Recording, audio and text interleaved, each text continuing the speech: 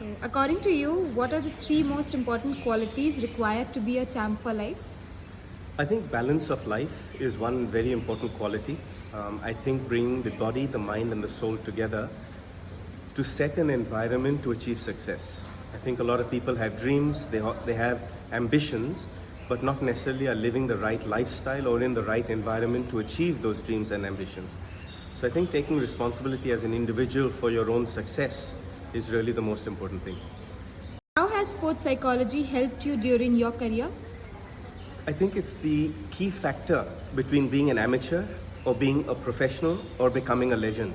I think there are different layers of professional sport, and sports psychology allows you to have patience, allows you to continue on the process, and at the same time to set up a team around you that can help you.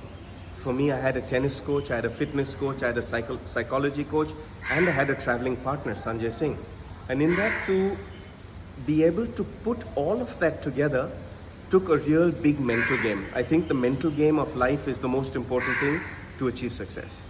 Any special memory or story that you'd like to share involving yourself and Indrajit Bhalotia? I think I would need a full month to share all the amazing stories of this fine young man.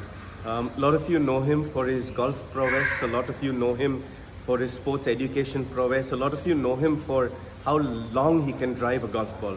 But I know him as a brother and as a friend. He is one of the nicest human beings that you can ever meet. His love is unconditional, and that naughty little giggle that he has is so wonderful to get to bring happiness to people around him. And that's one thing that I cherish, is that the unconditional love we have for each other, the unconditional brotherhood we have for each other. And now it's so interesting because he has taken more to being a professional tennis player, and I've taken to being a golfer. So now I find him asking about the backhand inside out shot that he can hit, or I ask him about the way I can read the greens. So it's been one of the greatest joys in my life to have a brother like Indrajit in my corner. What was your pre-match routine to get into the zone? Now you're asking for all my secrets. I used to get away from my mobile phones or get away from conversations with people and isolate myself in the locker room 1.5 hours before my match. Prior to that, 2.5 hours before the match, I would have already finished my meal, and then I come in, and with my mental coach or with my tennis coach or with my traveling coach, we used to get into strategy that we had prepared the night before against that specific opponent. Then there are mundane things about, having a hot shower, stretching well, getting the body ready for performance, maybe listening to my best music, my favorite music with the rhythm of the beat, which was correlated to the style of play I wanted to that day. So if I wanted to play an aggressive game, I would listen to a little more hip hop, a little more upbeat rhythm like Latin music. Or if I wanted to play a very relaxed, calm style of play, then I would listen to a Kishore Kumar or listen to a Kenny G or something like that. My favorite music was A.R. Rahman when I played. For me, I loved his rhythm. I felt that got me to perform well. And then coming into about 20 minutes before the match, I would grip my rackets, put on my clothes and the shoes that I had to play for that surface.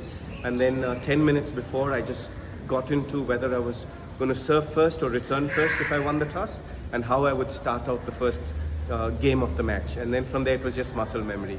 I think it's really important to trust the muscle memory that you have both mentally and physically, and then get into the match and perform. I have one question.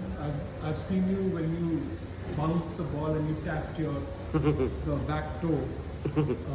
Is it a part of your ritual? 100%. Most people think that we Indians are superstitious, but I think some of us who achieve excellence, we have rituals that become to others superstitions, but for us it was rituals. So for me, bouncing the ball 2 times, which was my count, was when I was in good rhythm. When I was not in good rhythm, it would be a really slow 2 times, and then tapping my right toe down, as Indrajit asked, was actually part of the mind clicking into the point. So in case the opponent hit a phenomenal return down the line and I had to put on a backhand volley dive, I was ready for that.